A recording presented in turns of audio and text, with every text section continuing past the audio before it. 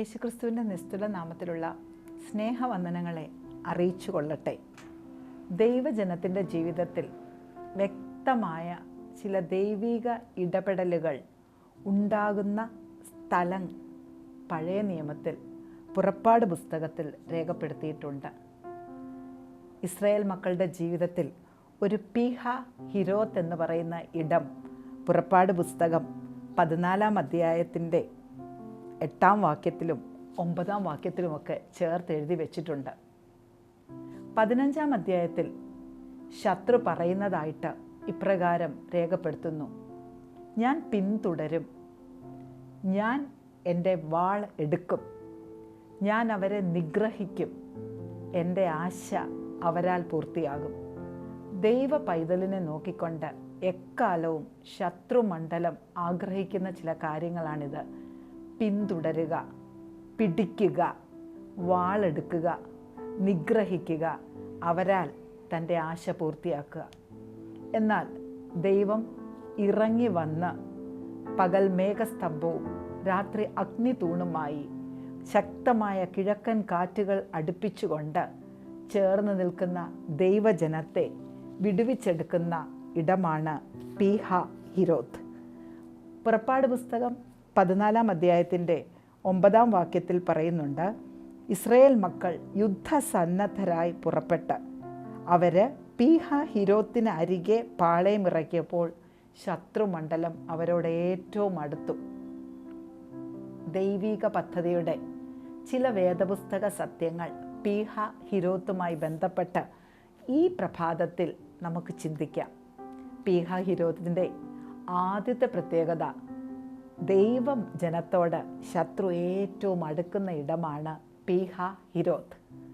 Israel മക്കൾ Canaan ദേശത്തേക്ക് പ്രയാണം ചെയ്യുമ്പോൾ പീഹ ഹിരോത്ത് എന്ന് പറയുന്ന സ്ഥലത്ത് യുദ്ധസന്നദ്ധരായിട്ടാണ് അവർ ഇറങ്ങുന്നത്. എന്നാൽ പീഹ ഹിരോത്തിൽ വെച്ച് അവർ തിരിഞ്ഞു നോക്കിയപ്പോൾ തങ്ങളോട് ഏറ്റവും അടുത്ത മിസ്രയീം രാജാവിനെയും മിസ്രയീം സൈന്യത്തെയുമാണ് കാണുന്നത്. ആ കാഴ്ചയെങ്കിൽ അവർ ഏറെ ഭയപ്പെട്ടു. നാം അവിടെ ഓർക്കണം, അവർ പുറപ്പെട്ടത് യുദ്ധസന്നദ്ധരായിട്ടാണ്. ഒരത്യാവശ്യ യുദ്ധം വന്നാൽ പിടിച്ചു നിൽക്കുവാൻ ആവശ്യമായ എല്ലാ മാനുഷിക കരുതലുകളും കൊണ്ടാണ് അവർ പുറപ്പെടുന്നത്. എന്നാൽ പീഹ ഹിരോത്തിൽ ശത്രു ഏറ്റവും അടുത്തു എന്ന് കണ്ടപ്പോൾ അവരുടെ എല്ലാ നിയന്ത്രണങ്ങളും വിട്ടുകൊണ്ട് അവർ ഭയപരവശരായി തീർന്നിട്ട് പിറുപിറുക്കുന്നതായിട്ട് നമുക്ക് കാണാൻ സാധിക്കും.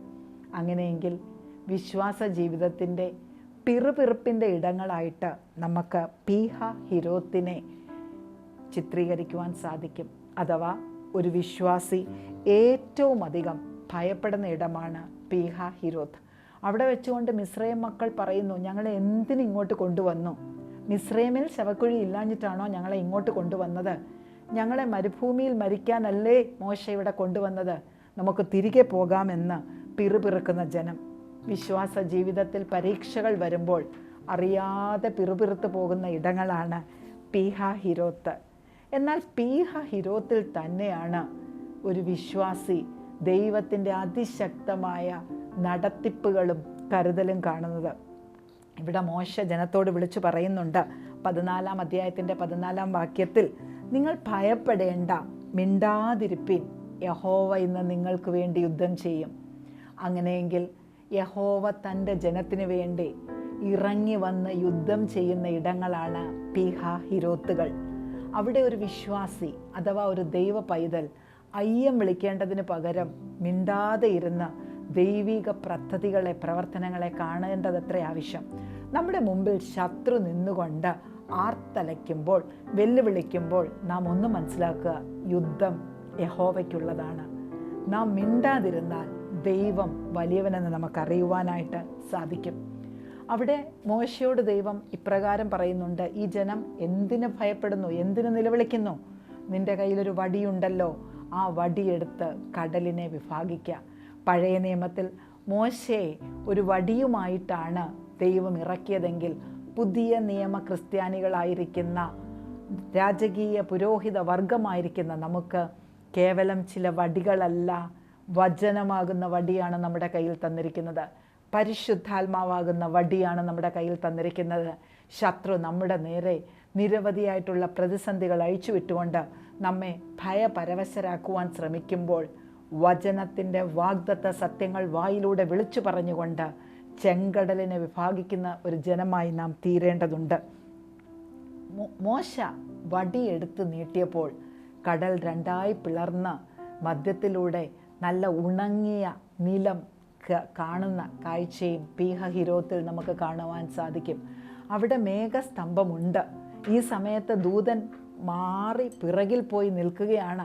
മുന്നിൽ ചെങ്കടലും പിറകിൽ ശത്രു സൈന്യവുമാണെങ്കിൽ അവർക്ക് മുന്നേ പോയിക്കൊണ്ടിരുന്ന ദൂതൻ പിറകിലേക്ക് മാറുകയും മേഘസ്തംഭം ശത്രുവിനെയും ഇസ്രായേൽ ജനത്തെയും തമ്മിൽ വ്യക്തമായ അതിരിട്ട് തിരിക്കുന്നതായിട്ട് കാണും. അവിടെ നമുക്ക് 19-ാം വാക്യത്തിൽ നമുക്ക് കാണാം, മേഘസ്തംഭത്തിൽ ശത്രു തുടരുമ്പോഴേക്കും അവിടെ നിന്ന് സൈന്യവും ഇസ്രായേൽ ജനവും തമ്മിൽ വ്യക്തമായ ഒരു വ്യത്യാസം ഉണ്ടാകുന്നുണ്ട്. 20-ാം വാക്യത്തിൽ പറയുന്നു, ഇസ്രായേൽ മക്കൾക്ക് പ്രകാശവും മിസ്രയീമ്യർക്ക് അന്ധകാരമായിരുന്നു. അവർ തമ്മിൽ അടുക്കാതെ വണ്ണം രാത്രി മുഴുവനും ഒരു മേഘം ഇടിവിൽ നിന്നു. അങ്ങനെയെങ്കിൽ ശത്രുവിനെയും ദൈവജനത്തെയും തമ്മിൽ വേർതിരിച്ച് മേഘസ്തംഭത്താൽ സംരക്ഷണ വലയം തീർക്കുന്ന ഇടങ്ങളാണ് നമ്മുടെ ജീവിതത്തിൻ്റെ പീഹഹിരോത്തുകൾ. നാം മിണ്ടാതിരുന്ന് ദൈവശക്തിക്ക് വേണ്ടി നമ്മളെ ഏൽപ്പിച്ചു കൊടുക്കേണ്ടതാണ്. വചനമാകുന്ന വടി നമ്മുടെ വായിൽ കൂടെ ഉരുവിടേണ്ടവരാണ്. പിന്നീട് നാം കാണുന്നു 21-ാം വാക്യത്തിൽ, യഹോവ അന്ന് രാത്രി മുഴുവൻ അതിശക്തമായ ഒരു കിഴക്കൻ കാറ്റടുപ്പിക്കുന്നു. നമ്മുടെ ജീവിതത്തിൻ്റെ മുമ്പിൽ ശത്രു കൊണ്ടുവരുന്ന പ്രതിസന്ധികൾ എത്ര ഭയാനകമാണെങ്കിലും ദൈവത്തിൻ്റെ അതിശക്തമായ ഒരൊറ്റ കിഴക്കൻ കാറ്റ് മതി ഈ ഭയാനകമായ അവസ്ഥകളെ ചിറപോലെ രണ്ട് സൈഡിലും ഒതുക്കി തീർക്കുവാൻ. ഒരു കിഴക്കൻ കാറ്റ് മതി. അങ്ങനെയെങ്കിൽ ദൈവജനത്തിൻ്റെ പീഹഹിരോത്ത് ദൈവശക്തി കിഴക്കൻ കാറ്റിലൂടെ വെളിപ്പെടുന്ന ഇടങ്ങളാണെന്ന് നമുക്ക് കാണുവാനായിട്ട് സാധിക്കും. ദൈവം ഈ കിഴക്കൻ കാറ്റ് അടുപ്പിച്ചപ്പോഴേക്ക് വെള്ളം രണ്ട് സൈഡിലേക്ക് മാറുകയും ഉണങ്ങിയ നിലത്തുകൂടെ ഇസ്രായേൽ മക്കൾ യാത്ര ചെയ്യുകയും ചെയ്യുന്നു. 25-ാം വാക്യത്തിൽ യഹോവ ശത്രുവിൻ്റെ രഥചക്രങ്ങളെ തെറ്റിച്ച് അവരുടെ ഓട്ടം പ്രയാസമാക്കിയെന്ന് രേഖപ്പെടുത്തിയിരിക്കുന്നു. ശത്രു എപ്പോഴും വിശ്വാസിയെ എതിരിടുവാനായിട്ട്, അറ്റാക്ക് ചെയ്യുവാനായിട്ട് രഥത്തിലേറി വരുമ്പോൾ ദൈവത്തിൻ്റെ കിഴക്കൻ കാറ്റുകൾ ശത്രുവിൻ്റെ രഥത്തിൻ്റെ ചക്രത്തെയാണ് തൊടുന്നത്. രഥത്തിൻ്റെ ബാലൻസ് തെറ്റിയാൽ രഥത്തിലിരിക്കുന്നവൻ്റെ അടി തെറ്റും.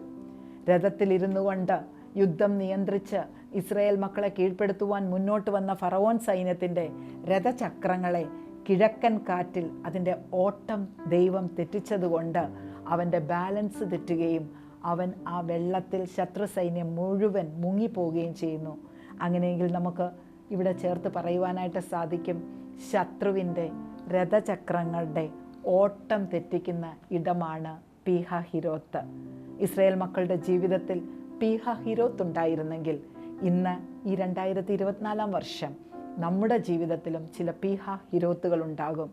ഇസ്രായേലിൻ്റെ ദൈവം നമ്മുടെ ദൈവമാണെന്ന് വിശ്വസിച്ചുകൊണ്ട് മിണ്ടാതിരുന്ന് യുദ്ധം യഹോവയ്ക്ക് കൊടുത്തുകൊണ്ട് ശത്രുവിൻ്റെ രഥചക്രങ്ങൾ തെറ്റുവോളം വിശ്വാസത്തോടെ പീഹഹിരോത്തിൽ നാം നിലനിൽക്കുകയാണെങ്കിൽ ശത്രു പറഞ്ഞ എല്ലാ പദ്ധതികളും ഞാൻ പിന്തുടരും, ഞാൻ പിടിക്കും, ഞാൻ വാളൂരും, ഞാൻ അവരെ നിഗ്രഹിക്കും, എൻ്റെ ആശയം അവരാൽ പൂർത്തിയാകുമെന്നുള്ള ശത്രുവിൻ്റെ മുഴുവൻ സ്വപ്നങ്ങളും പൊലിഞ്ഞു വീഴുന്ന ഇടങ്ങളാണ് പീഹഹിരോത്ത്. ഇസ്രായേൽ മക്കളുടെ ജീവിതത്തിൽ നിന്ന് പീഹഹിരോത്ത് നമ്മളെ പഠിപ്പിക്കുന്നത് പരീക്ഷകളും പ്രയാസങ്ങളും വരുമ്പോൾ വചനത്തിൽ വേരൂന്നിക്കൊണ്ട് പരിശുദ്ധാത്മാവിൻ്റെ ശക്തിയോടെ മിണ്ടാതിരുന്ന് ദൈവമുഖത്തേക്ക് നോക്കുകയാണെങ്കിൽ ദൈവജനവും മിസ്രയീമ്യരും തമ്മിലുള്ള വ്യത്യാസം നമുക്ക് കാണാം. മിസ്രയീമ്യർക്ക് അന്ധകാരവും ദൈവജനത്തിന് പ്രകാശവും പീഹഹിരോത്തിൽ ഒരേ അവസ്ഥയിൽ രണ്ട് മാനങ്ങളിൽ വെളിപ്പെടുന്നതായി കാണാം.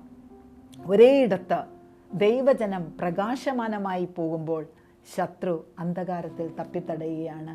അങ്ങനെയെങ്കിൽ നമ്മുടെ ജീവിതത്തിൻ്റെ പീഹഹിരോത്തുകൾ പരാജയത്തിൻ്റെ ഇടങ്ങളല്ല, ശത്രു വെല്ലുവിളിക്കുന്ന പരാജയത്തിൻ്റെ ഇടങ്ങളെന്ന് നമുക്ക് തോന്നുന്നെങ്കിൽ അത് വിജയത്തിൻ്റെയും പ്രത്യാശതയുടെയും വലിയ വിടുതലുകളുടെയും ഇടങ്ങളായി തീർക്കുവാൻ ദൈവം നമ്മളെ സഹായിക്കട്ടെ എന്ന പ്രാർത്ഥനയോടെ ഈ വചനധ്യാനം ഇവിടെ അവസാനിപ്പിക്കുന്നു. നമുക്ക് പ്രാർത്ഥിക്കാം. സ്നേഹവാനായ നല്ല ദൈവമേ യേശുവേ, ഞങ്ങളുടെ ജീവിതത്തിലും ശത്രു നിരന്തരം വെല്ലുവിളിക്കുന്ന പീഹ ഹിരോത്ത് ഉണ്ടാകുമ്പോൾ ദൈവം ഞങ്ങൾക്ക് തന്നിരിക്കുന്ന വാഗ്ദത്ത വചനങ്ങളെ മുറുകെ പിടിച്ചുകൊണ്ട് പരിശുദ്ധാത്മ ശക്തിയോടെ ശത്രുവിൻ്റെ രഥചക്രങ്ങളെ താറുമാറാക്കുന്ന, രഥചക്രങ്ങളുടെ ഓട്ടം തെറ്റിക്കുന്ന ഒരു ദൈവം ഇന്നും ജീവിച്ചിരിക്കുന്നു എന്നുള്ള വിശ്വാസത്തോടെ പ്രത്യാശയുടെ തുറമുഖത്തെത്തുവാൻ ഞങ്ങളെ എല്ലാവരെയും ഇടയാക്കണമേ. ഈ വചനങ്ങളാൽ ഞങ്ങളെ അനുഗ്രഹിക്കണമേ. യേശുവിൻ്റെ നാമത്തിൽ തന്നെ ആമേൻ.